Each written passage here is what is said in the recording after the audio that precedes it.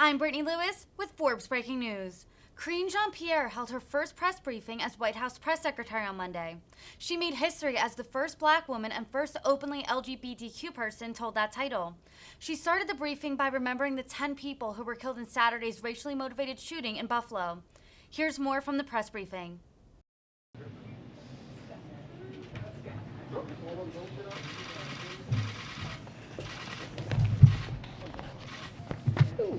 Good afternoon, everybody. Hello.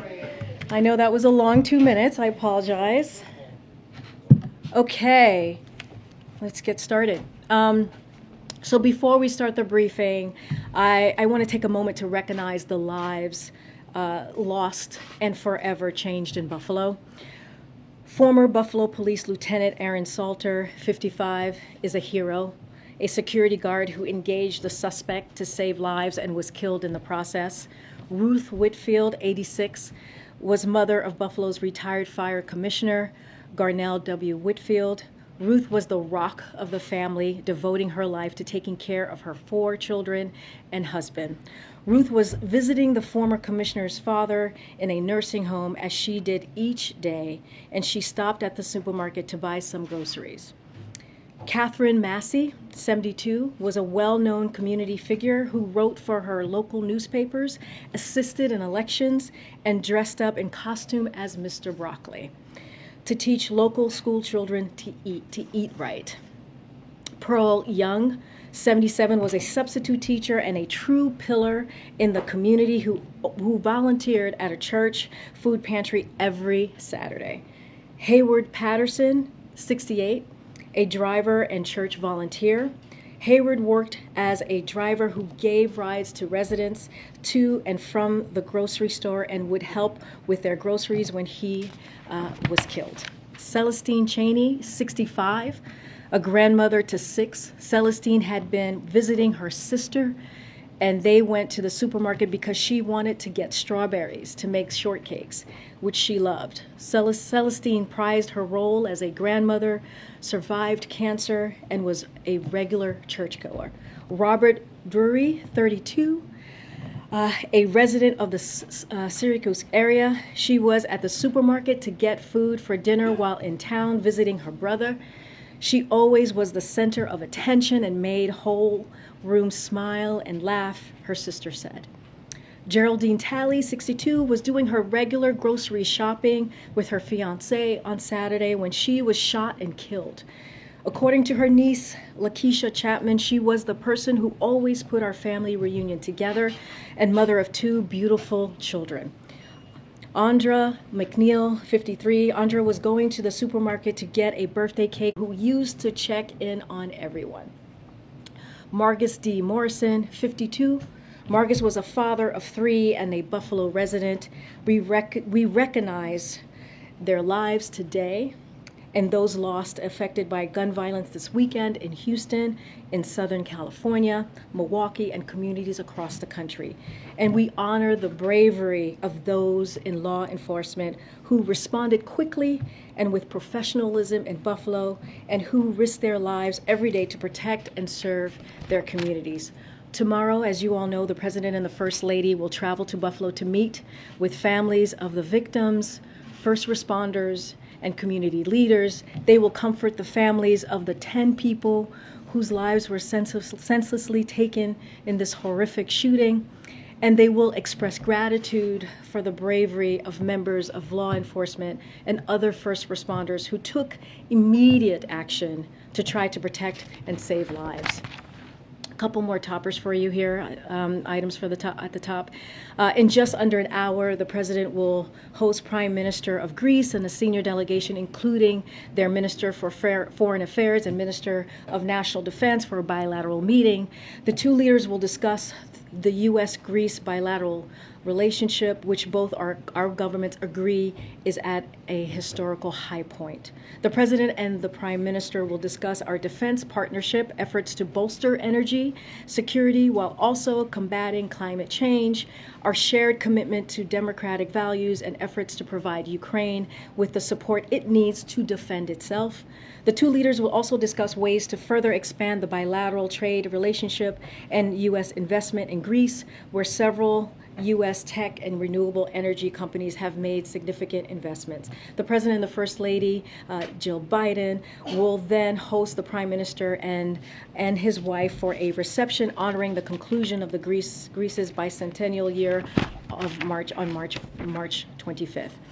Also today, the administration announced an action plan to ease the burden of housing costs, taking a series of actions to address one of the largest items in a typical family's budget and one of the largest drivers of inflation in our economy. As President Biden has said, tackling inflation is his top economic priority. The best thing we can do to ease the burden of housing costs is to boost the supply of quality housing, including building more new homes and preserving existing federal support and market rate affordable housing. Today's action plan includes legislative and administrative actions that will help close America's housing supply shortfalls in 5 years, starting with the creation of preservation of hundreds of thousands of affordable housing units in the next 3 years.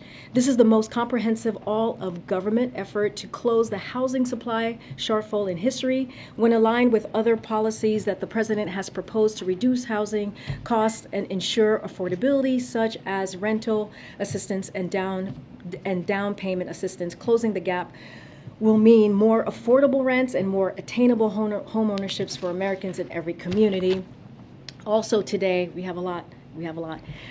Today marks 6 months since President Biden signed the Bipartisan Infrastructure Law. Since then, the team has hit the ground running to deliver results for communities across the country. In 6 months, the Bipartisan Infrastructure Law has already begun helping fight climate change, advancing environmental justice, boosting domestic manufacturing, strengthening critical links in our supply chain, and lowering costs for working families. To date, the Biden-Harris administration has announced over $110 billion to rebuild roads and bridges, modernize ports and airports, replace lead pipes to deliver clean water, and expand high-speed internet.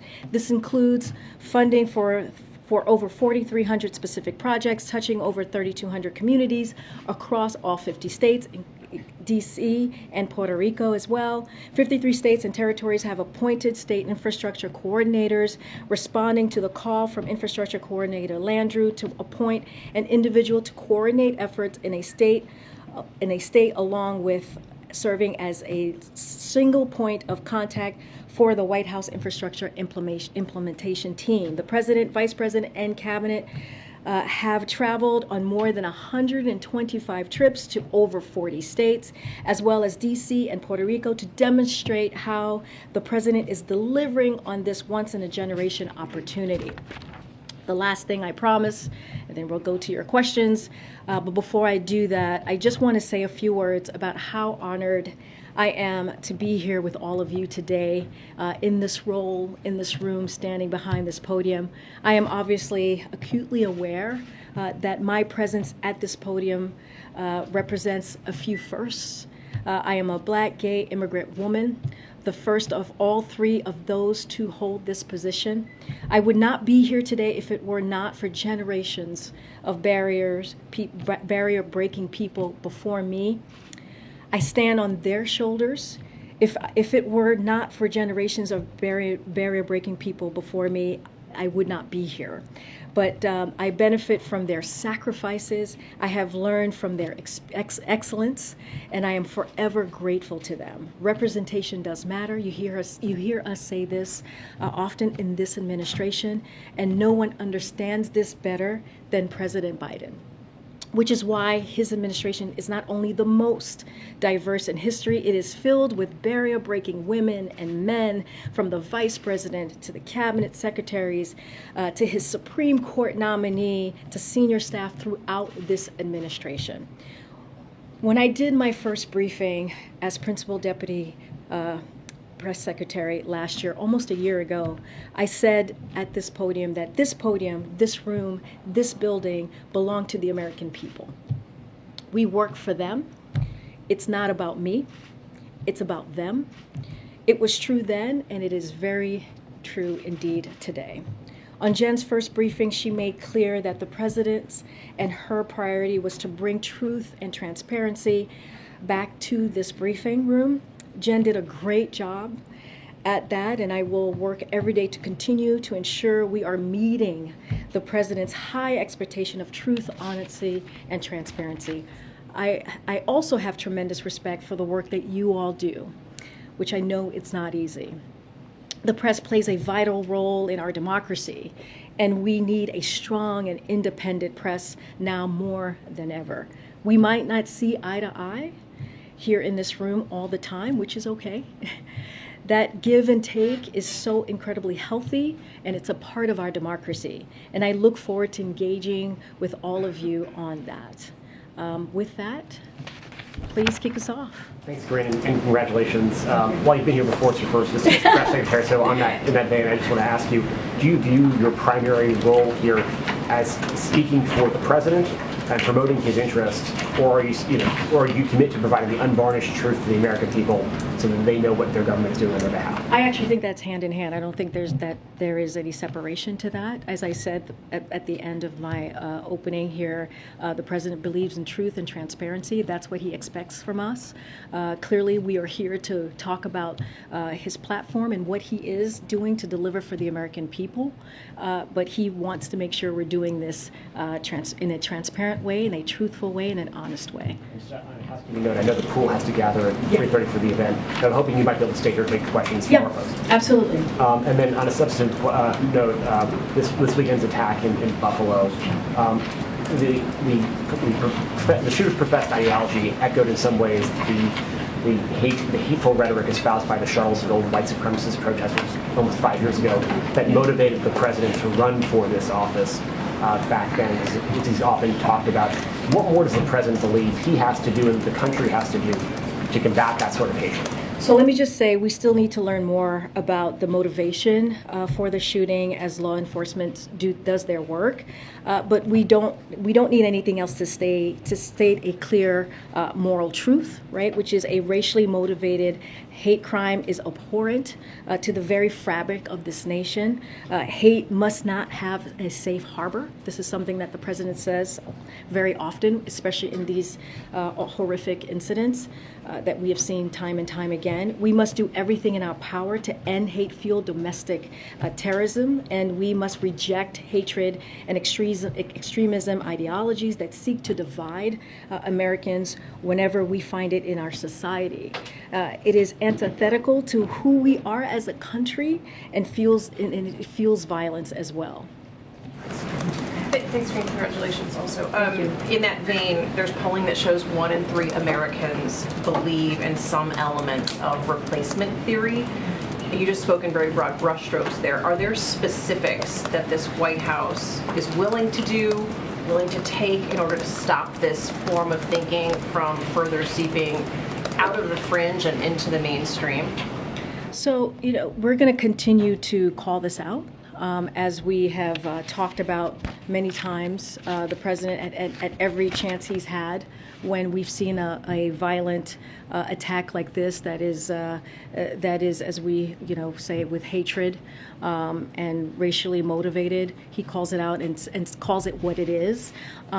So one thing I do want to touch on is like domestic terrorism a little bit, which kind of hopefully touches on your question.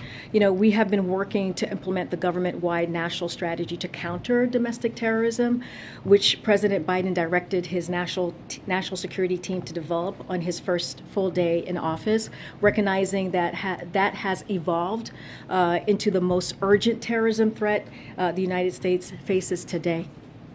That work includes improving information sharing throughout federal, state, and local law enforcement on domestic terrorism threats and analysis, adding resources to prevent domestic terrorism's recruitment and mobilization to violence, including online by increasing information sharing with the technology sector, and increasing our support for federal, state, and local law enforcement in addressing domestic terrorism nationwide, confronting long-term contributors contributors to domestic terrorism and rooting out hate and bigotry. This weekend's terrible events in Buffalo are just another vivid reminder of the urgency of that work and continuing to move towards that. But on this notion that immigrants and others are believed to be by some taking over and pushing white people out of positions of authority in this country, which is at the heart of so much of this terror that is being spewed online. Does the White House believe these views are being amplified by Tucker Carlson? Look, like I said, we are still figuring out the motivation of all of this, and we are very clear. Look, as you all know, watching what happened in Charlottesville was a major factor in the president deciding to run, right? And back in 2017, many of those dark voices still exist today, and the president is determined, as he was back then, and he is determined today, to make sure that we fight back against those forces of hate and evil and violence. So that's what we're going to keep doing.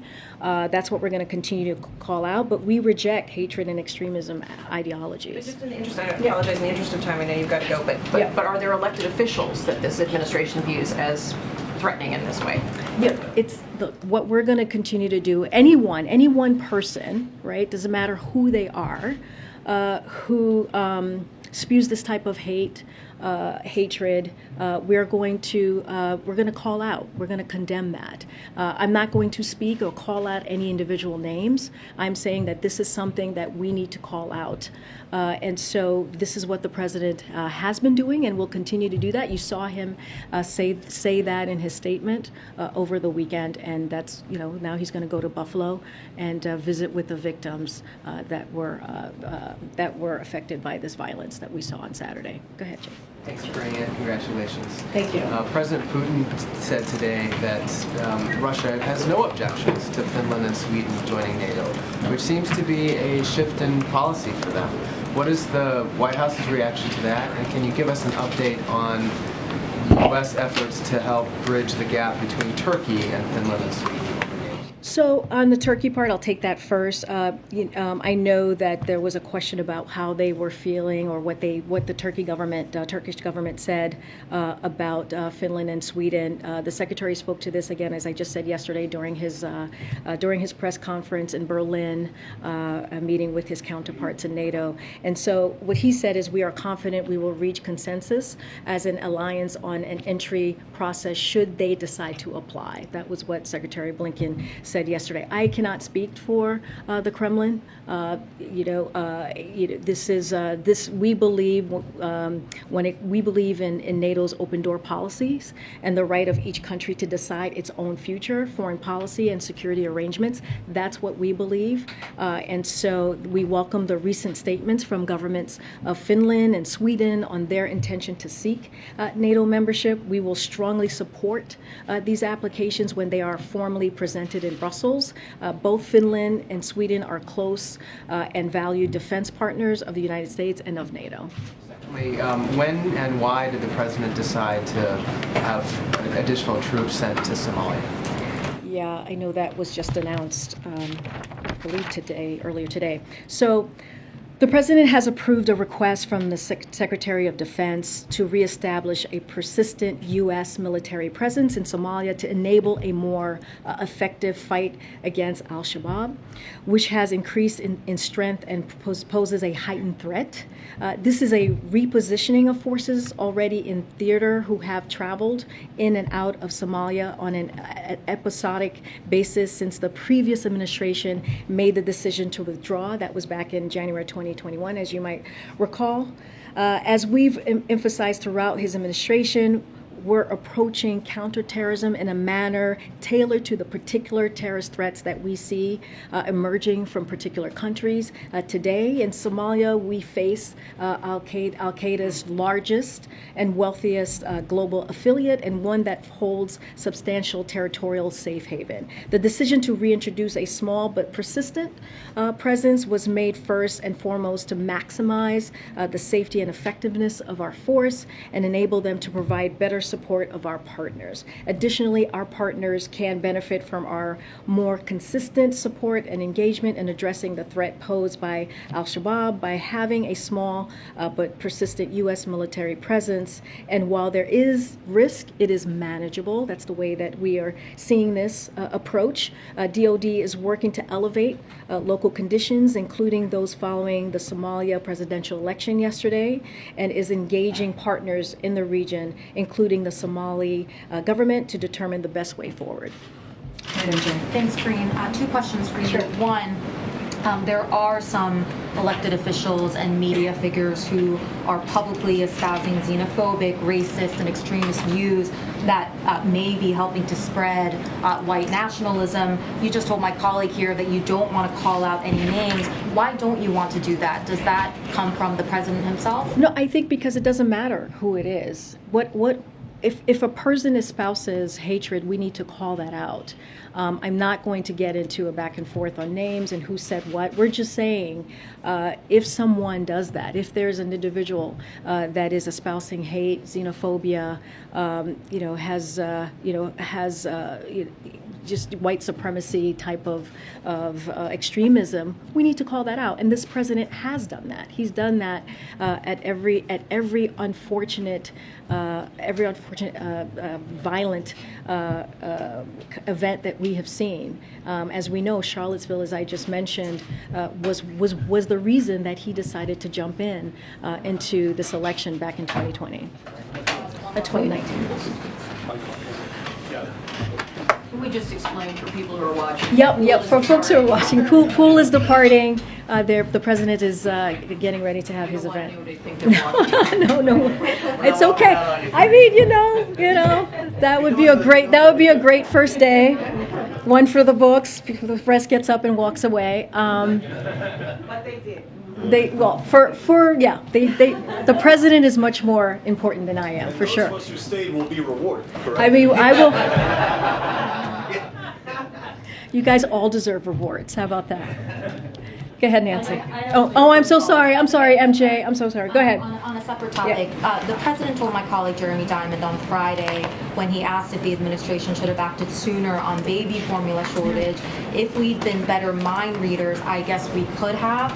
This doesn't seem like a situation that would have required mind reading. As you know, the recalls date back to February. I believe Politico reported months ago that the FDA was first warned about the suspected bacteria issue as early as September. Are there any specific actions that this administration took, meetings, phone calls, briefings in February or any earlier to begin addressing this potential shortage? I mean, you've heard us talk about this. You've seen my colleagues on your networks talking about what we have done since February. We've been working on this 24/7. But I do want to give you a little bit of an update of where we are. So getting more safe and fit formula onto shelves across the country is one of the president's top priorities, right? This is something that he is focusing on very acutely. And again, I said 24/7, we have been working on this since we learned about this back in February. It's important to remember this shortage exists because Abbott closed a facility because of safety concerns from the FDA. The FDA is working closely with Abbott to bring the facility back online safely. That's the key here, safely. We want to make sure that this is done in a safe way. We are very close to having a path forward to safely reopening the facility.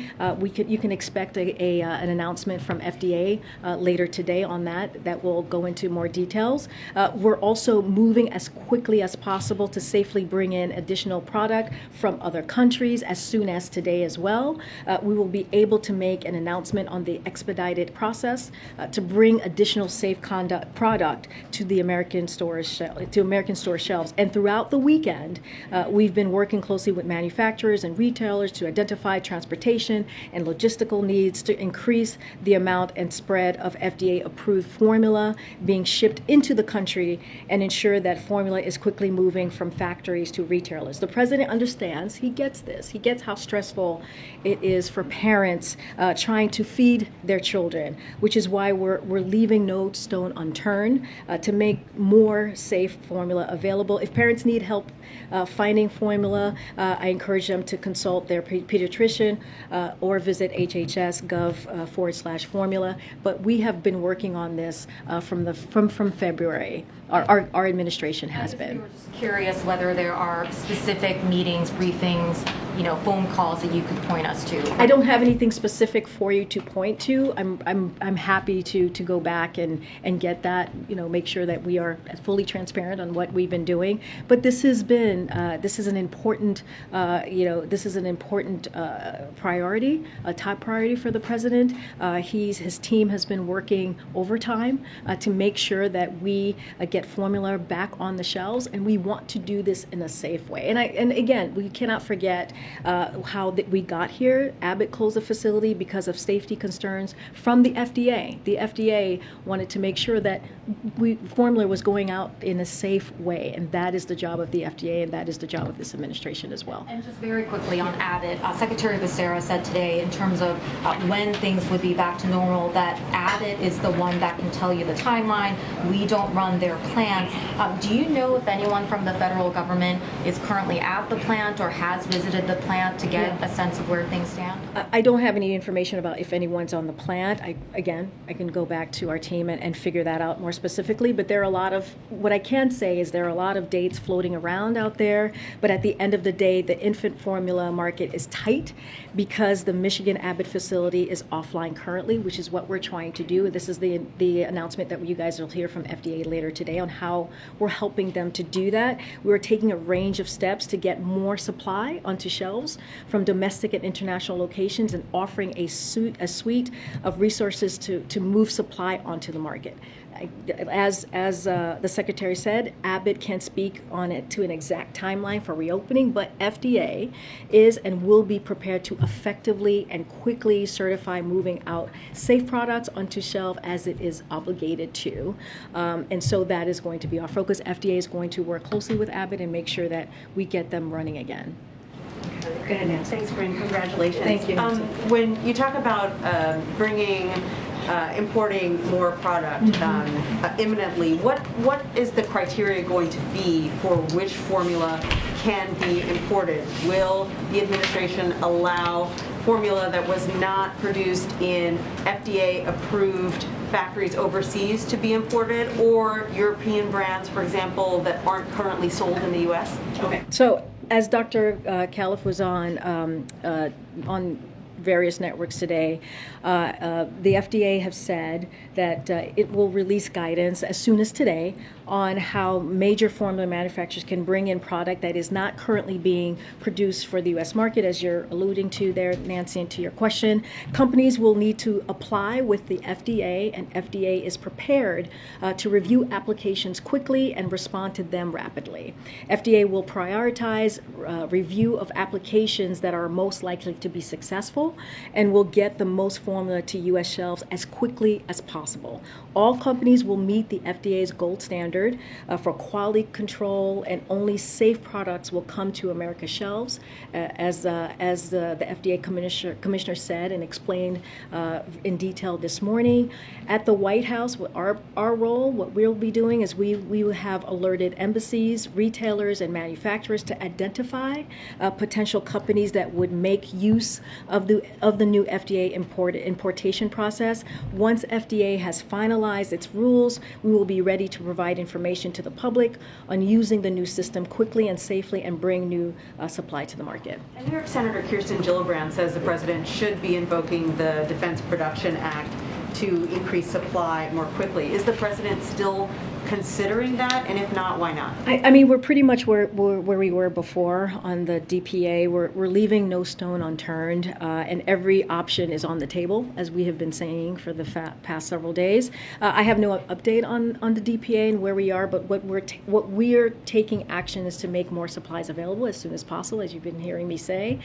That is our priority, our main goal. That's happening by increasing imports, as I just laid out how we're going to do that process, and working working closely with manufacturers to help them quickly ramp up production. And so that's going to be our focus. And then finally, when you say that you're offering these retailers and producers more assistance, what kind of assistance are you talking about? What kind of assistance can the White House or the administration provide to get supply to store shelves more quickly? Yeah, we're talking about logistical needs and any technical help is what we were talking about. But since the president calls on Thursday to manufacturers and retailers, which we read out, the White House has been in close communication to follow up on those conversations. The White House is having ongoing conversations with the 4 major infant formula to work with them to identify transportation, logistical, and supplier hurdles to increasing production of formula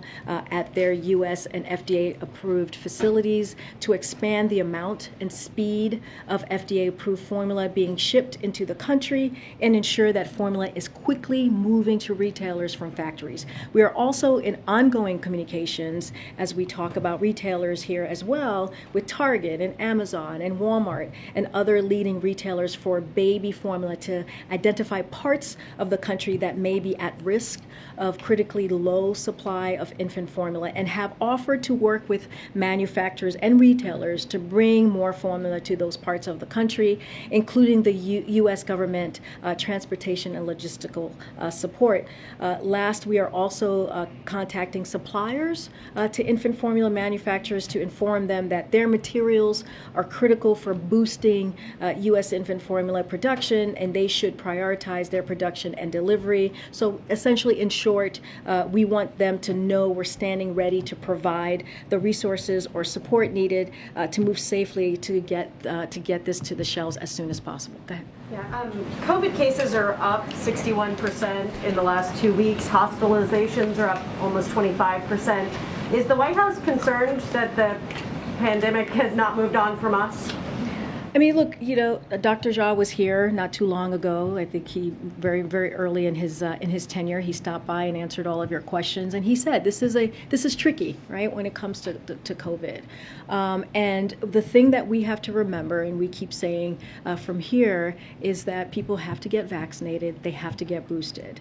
That is the way to really start moving forward from COVID, and that's been the president's focus in putting together a comprehensive strategy to make sure that is happening. And that's why you've seen that success of more than 200 million people who have been vaccinated. And so we're going to continue to have that message. Again, COVID is tricky, right? This is a once in a generation pandemic, and so, but what we're going to continue to do is do the job of the federal government and make sure that we keep the American public as safe as possible and communicate on what we need to do to move forward. In terms of that communication, Dr. Jha did come here, but it was a while ago, and the regular COVID briefings with the CDC director and other health advisors have fallen off a cliff. What is your view on whether these briefings should be happening? Well, I think they will be happening. I don't have any update for you on that. Dr. Jha is happy to come back. I think he's asked to come back to the briefing to speak directly to you, to all of you. I'm sure that they will be having a briefing pretty soon. I don't have any list in front of me to read out to you, but yes, it is important to continue to communicate to the American public, and we're going to continue to do that. Go ahead. A couple questions on Buffalo. We understand that the shooter did purchase his guns legally, but he did have a history of mental health issues and was held for an evaluation last year. So does the White House believe he should have been prevented from owning a gun because of that history, and how does the administration propose doing so in the future? So just give me a second, because I really want to touch on this. It's really important. Our nation is facing a mental health crisis, so it's important to call that. One that is worsened by acts of violence like the one we saw in Buffalo, that can traumatize communities, especially communities of color. And anyone seeking support in the wake of shootings like this should contact Disaster Distress Helpline at 1-800-985-5990. Help is available at 24/7, 365 days a week, day of a year, I should say. For people who are experiencing emotional distress related to any natural or human-caused disaster. We are committed to expanding access to mental health for all Americans. The American Rescue Plan made historic investment in mental health and substance use care. And in his first State of the Union, the President unveiled his vision for transforming mental health in the United States. His comprehensive strategy focuses on building a system that works for everyone by increasing the supply and diversity of the mental health workforce, connecting more people to care by lowering cost and other barriers, and creating environments that help prevent mental health problems and support recovery. While we are committed to this work, I want to also underscore that the overwhelming majority of individuals with mental health problems do not commit acts of violence. And so comments that make this about mental health only further stigmatizing mental health issues and detract from the other issues like gun violence that must be confronted in our society. So just want to make that clear that we are not stigmatizing. From owning a gun. I mean, look, this goes back to making sure that we have gun reform, right? This goes back to making sure that the president's going to continue to call on Congress to make that happen. And so, when it comes, I just wanted to make sure when we talk about mental health, we talk about it in its fullness. And like I said, not every not every individual that has a mental health problem commits acts of violence. So I just want to make sure that we don't stigmatize it. Take another one. Would Sure. the president support the death penalty for the shooter if he's eventually convicted? Look, this is being investigated by the Department of Justice. I don't have. It's not my place from here, this podium, to go beyond that. Okay. Yeah, regarding gun violence, does the president plan to use his remarks tomorrow in Buffalo to push for gun control and gun reform? Or will that be a key part of what his message is tomorrow in Buffalo? So the president, is going to go. He really wanted to go to Buffalo. He made it sure that that he went there before he went to Asia.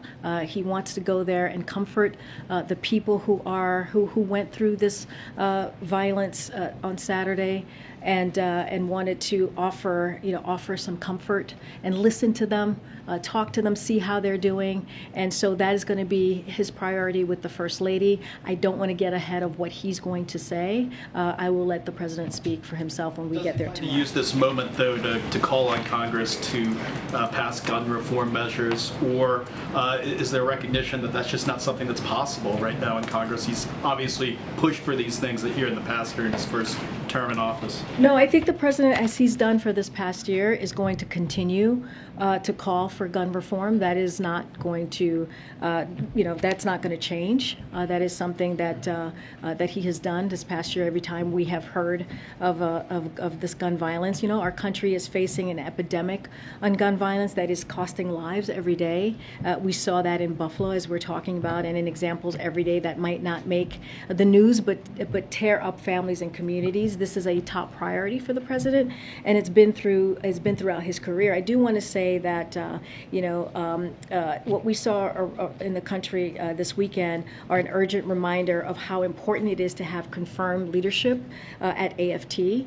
So I want to take that moment to say AFT agents are playing a key role in the investigation in Buffalo, and they are risking their lives every day to combat domestic terrorism and crack down on gun traffickers, to keep our streets safe from violent crime. If the Senate wants to get their back, and they should confirm Steve Dettelbach to lead the agency. Dettelbach is a career prosecutor who was confirmed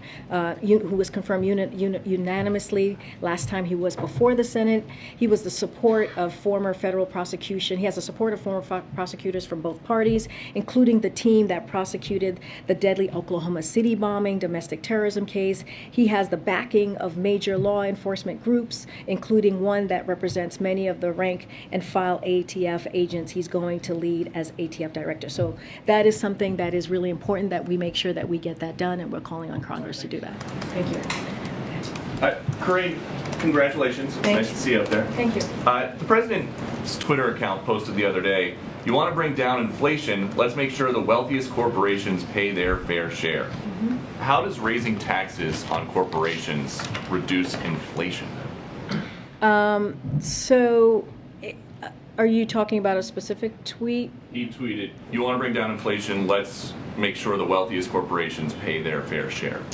Look, we have talked about this past year about making sure that the wealthiest among us are paying their fair share. And that is important to do, and that is something that the president has been working on every day when we talk about inflation and lowering costs. And so it's very important that as we're seeing costs rise, as we're talking about how to build a America that's safe, that's equal for everyone and doesn't leave everyone behind. That is an important part of that as well. But how does raising taxes on corporations lower the cost of gas, the cost of a used car, the cost of food for everyday Americans? So look, I think we encourage those who have done very well, right? Especially those who care about climate change, to support a fair tax code that doesn't charge manufacturers, workers, cops, builders a higher percentage of their earnings, that the most fortunate people in our nation, and not let that stand in the way of reducing energy costs and fighting this existential problem, if you think about that as an example. And to support basic collective bargaining rights as well, right? That's also important. But look, it is, without having a fair tax code, which is what I'm talking about, then like manufacturing workers, cops, it's not fair for them to have to pay higher taxes than the folks who are not paying taxes at all. Well, what does that have to do with inflation? The president said, you want to bring down inflation, let's make sure the wealthiest corporations pay their fair share. Jeff Bezos came out and tweeted about that. He said the newly created Disinformation Board should review this tweet. Would you be okay with that? Look, it's not a huge mystery why one of the wealthiest individuals on earth, right, opposes an economic agenda that is for the middle class, that cuts some of the biggest costs families face, fights inflation for the long haul, right? And that's what we're talking about. That's why we're talking about lowering inflation here, and adds to the historic deficit reduction the president is achieving by asking the richest taxpayers and corporations to pay their fair share. That is what we're talking about. Okay, and then just one on the trip tomorrow. How come the president is visiting Buffalo after a senseless tragedy there, but he couldn't visit Waukesha after 6 were killed and 61 injured in an attack on a Christmas parade there? I mean, he's visited many communities. Buffalo, he's able to go tomorrow to Buffalo before the trip. That is something that was important for him to do. But he has visited many other communities.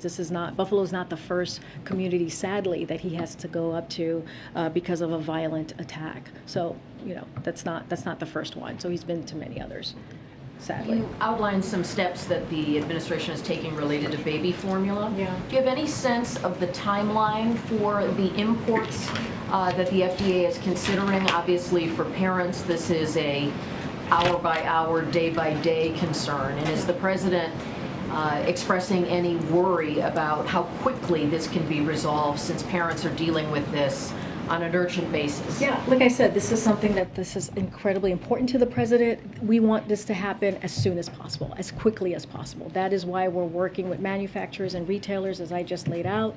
That's why FDA is working with Abbott to open up that facility. So we want to get this done as quickly as possible. And that's why we've been working 24/7 to make that happen. Do you have a sense of the timeline when FDA announces? Does that mean the production will be up and running in a matter of days? Do you know when imports would be approved? Yeah, I don't have a timeline on that. I know, again, we want to make this happen quickly.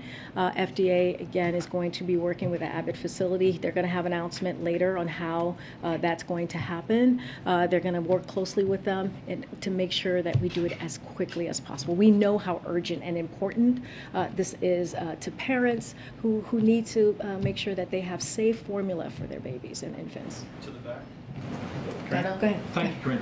2 questions, please. Does the president see any link between the white supremacist theories, that like the replacement theory, and what he started calling ultra MAGA, or sometimes just refers to as extreme Republican politics. Does he see that as part of it? Well, look, I think what the president believes and has done is call it out, right? I think, you know, this is not about politics. This is about people's lives. What we saw on Saturday, and many times, you think about El Paso in Texas, you think about the Tree of Life in Pittsburgh, you think about the Pulse nightclub in Florida, the Mother Emanuel in South Carolina. These are events that have been led by some dark forces that still exist today. And so it is important to call that out. We understand that there is still a lot of work to do, and so that is, when you talk about people's lives in this way, it's not about politics. It's about making sure that we're doing everything that we can, you know, to uproot this evil that we're seeing, this hatred that we're seeing, and so that's what the president's going to continue to do, to make sure that we're working towards that.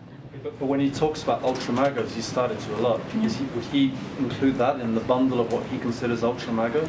I mean, look, again, this is about the lives of people who were taken in a violent way, in an abhorrent way. And so the focus for the president is to make sure that, you know, we call this out. We call out white supremacy. We call out hatred. As I've said before, this is still being investigated. This is still being looked at. But the moralness, right, the moral center of this should be called out. And that's going to be the focus. That's what you're going to see the president do tomorrow. He's going to meet with the victims. He's going to have conversations. He's going to offer them comfort. He's going to listen to them and hear what is it that they want to share with him. And he's going to continue to work with Congress and call on Congress to call folks to work on gun reform, which is really important here as well. I have a second question, very quick one, I promise.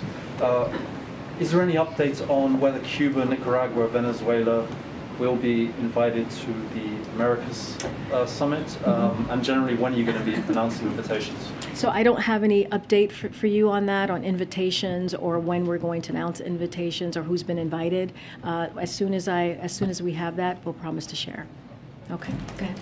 Hey, congratulations. Thank you. Two questions on internal policy review, or internal government reviews that have actually fallen out of the headlines.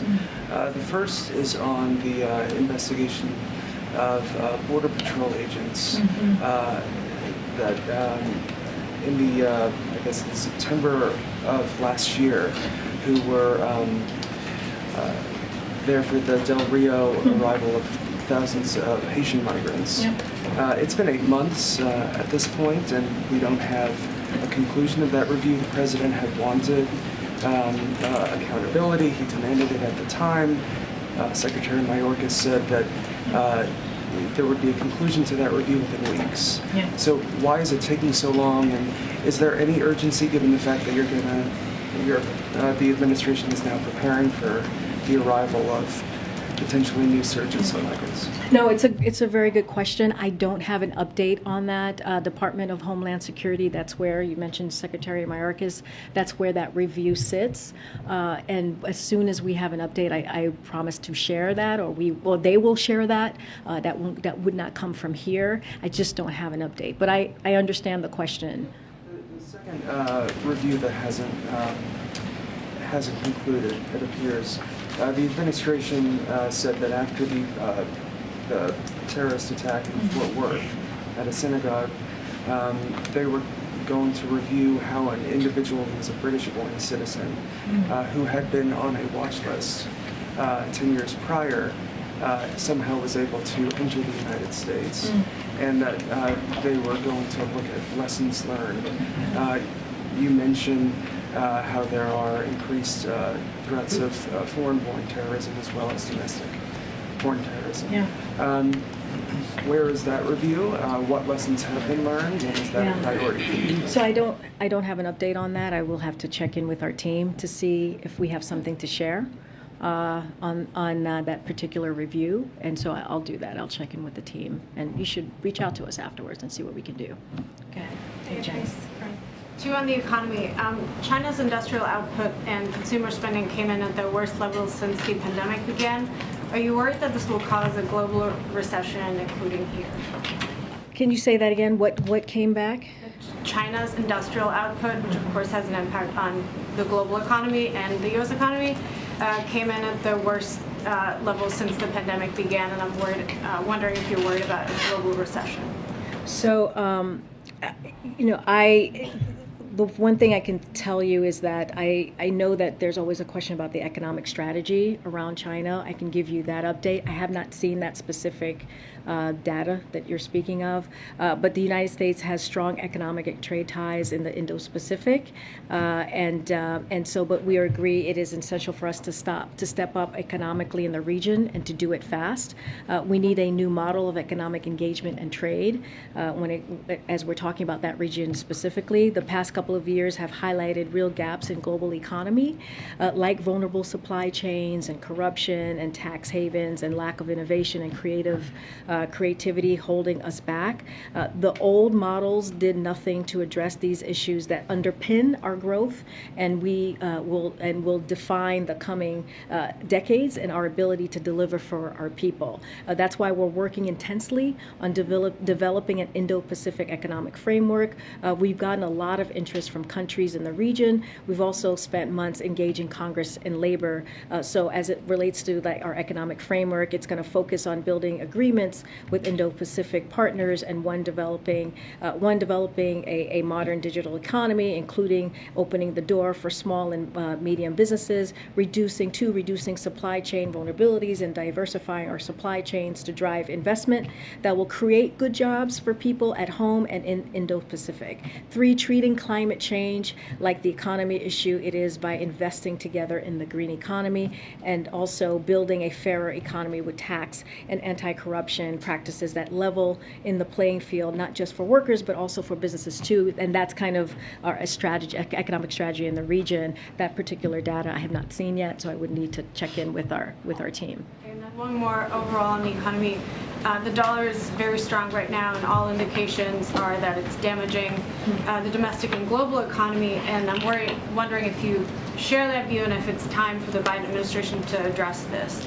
Again, I would just going to have to check with our team. I've not seen that report, but I'll check in with our team on that. Quickly, the follow-up on the economic strategy in the Indo-Pacific. Is the president expected to lay that out on his trip there? I don't have anything new to share or preview for you on his trip. As you know, Jake is going to be here.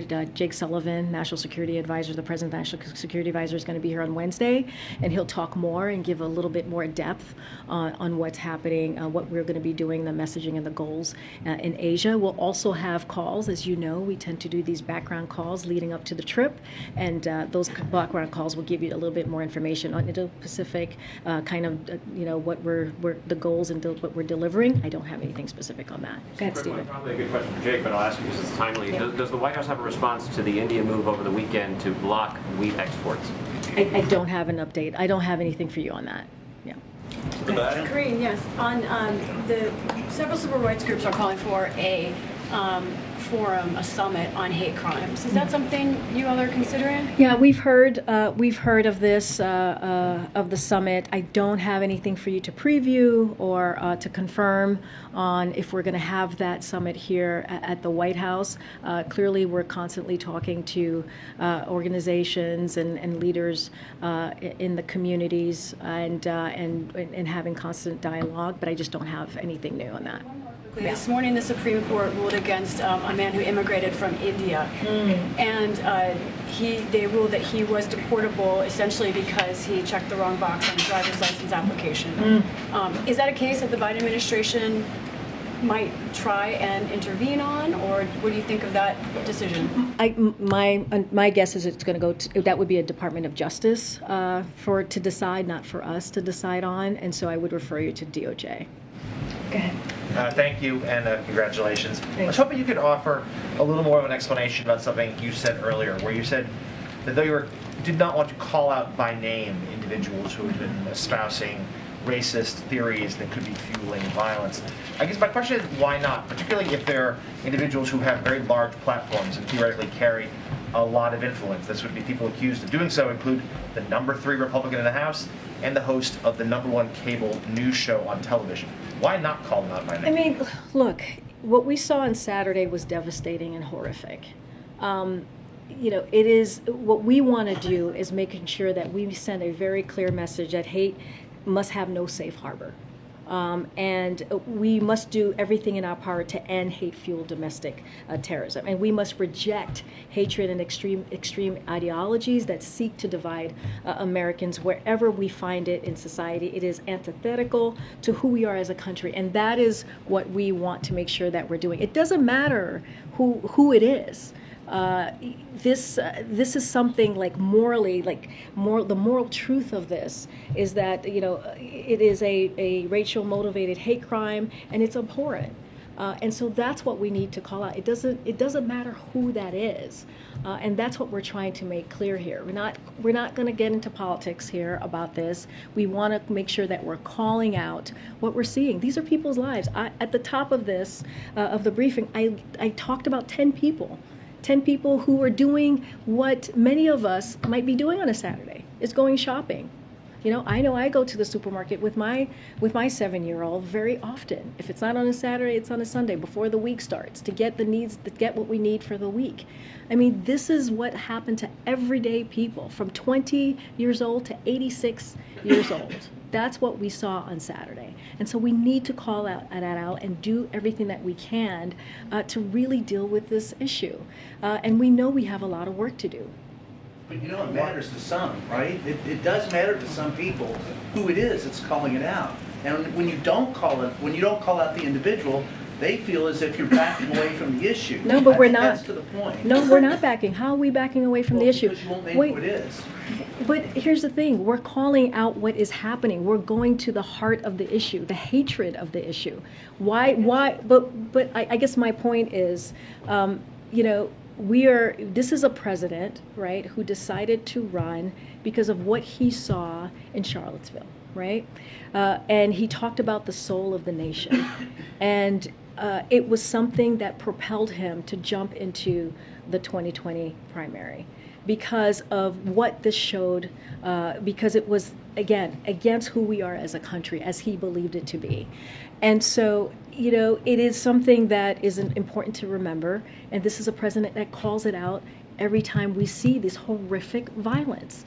And it's not about, once you get into calling out people's names, then you move away from that issue, right? You move away from that issue. So that's why I'm not going to do that from here.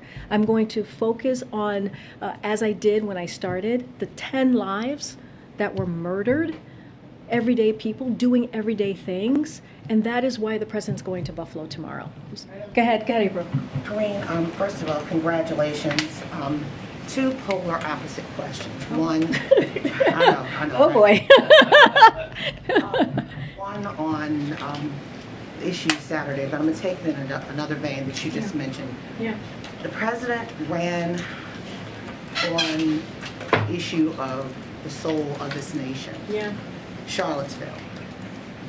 He speaks now of equity and inclusion. He's strengthened civil rights in DOJ. He's strengthened civil rights in other departments in this White House. Yeah. But where are the teeth when it comes to changing this hate that has been plaguing this nation since the inception of this nation?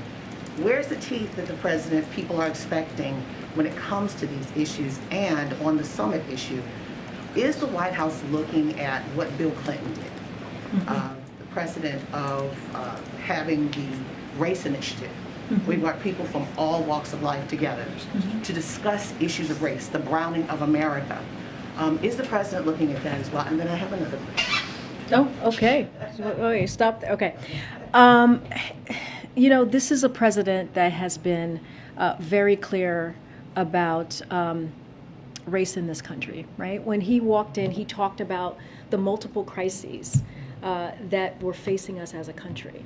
He talked about COVID, the economy, climate, and where we are with race. And he's called it a crisis. And he made it a point in his administration, what he can do on the federal level to really deal with that in a way that we've not seen before. One of the first things that he signed when he walked into this presidency is an executive order to make sure that there's fairness, equality, and representation in the federal government, in federal agencies. And that is something that Susan Rice and her team, the Domestic Policy Council, has taken on. And they've made that a priority. Look, I know, April, and we all know, there's still so much work to be done. This president is committed to that work, and he has not shied away from it. He has called out the hatred that we have seen, the violence that we have seen when it comes to racially motivated attacks.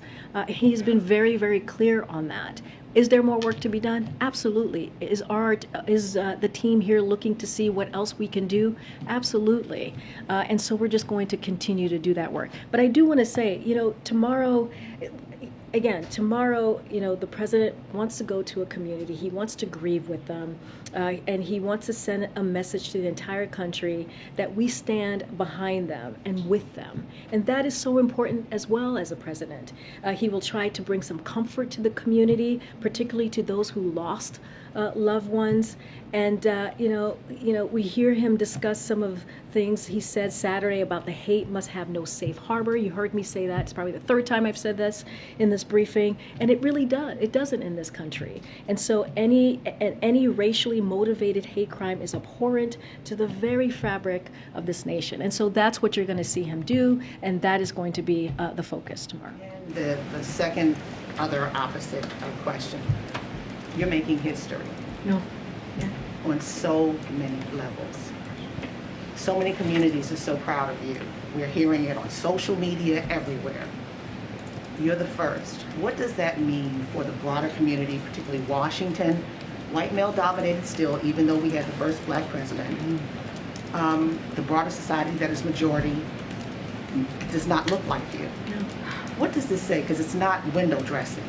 It's more than that. It's a very good question, April. I'm going to answer it in a kind of a personal way, if that's okay, since you asked it in a personal way. So I have not read a lot of the things that have been written about me because I wanted to focus on the work at hand, and I do believe it's not about me. It's about this place. It's about what the work that I have to do every day, that we all have to do as a team to make sure that we communicate with you and communicate with the broader public. But there was something that moved me, and I think this speaks to what you're asking, which is there was a story about my elementary school. I went to Franklin Middle School, elementary school in Hempstead, New York, and they did a story, and they went to the class, I think I was in 6th grade when I went there. I went for 1 year, and they talked to the students about me and this moment and this administration too, which is very important because I don't think I would be here. Yes, I stood on so many shoulders, but it does matter who sits in the Oval Office as well. That is very, very real. And these kids wrote me a letter, and in the letter, they talked about how they can dream bigger because of me standing behind this podium. And that matters. As I started out in the beginning, representation matters. And not just for girls, but also for boys. And so what I hope is that young people get to dream big and dream bigger than they have before by seeing me stand here and answer all of your questions. And have a healthy dialogue as I discussed. And so I think it is important. And so I appreciate the question. Thank you. I have to follow that, unfortunately, with some questions about Somalia and Ukraine. Okay. But first, happy first day. Let me just ask you this. And now? And now? Yeah, now going on. Okay.